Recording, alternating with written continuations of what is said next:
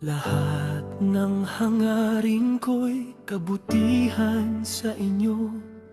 Tahimik kong ibinigay ang puso kong totoo. Ngunit bakit sa huli ako'y nasaktan? Pagtingin niyo sa'kin parang walang halaga man. Mga salitang binitawan, parang sugat na iniwan. Mga matang mapanghusga ang aking naramdaman. Ngunit kahit anong sakit ang aking naranasan, alam kong ang puso ko'y hindi kailanman nagkulang. Ako'y hindi basahan na inyong tatapakan. Hindi katahimikan, basta nyo lang sasaktan. Kung ako man ay mali, sana ipakinggan. Kung tama man ako, bakit di matanggap? Pagod na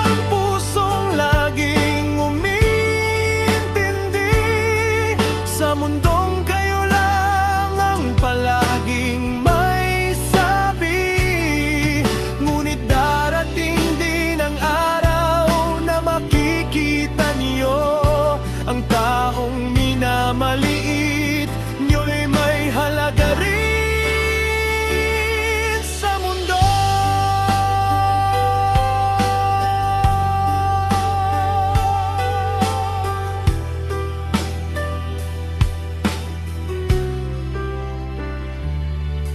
Hindi ako bato na walang nararamdaman. Hindi ako hangin na basta lilimutan. May puso rin ako, marunong masaktan. May damdaming napapagod sa paulit-ulit na laban. Ngunit sa bawat sugat na iniwan nyo sa akin, mas lalo kong natutunang sarili ko'y pahalagahin. Hindi ko na hahayaang ako'y yurakan pa, dahil alam ko na kung sino ako at ang aking halaga.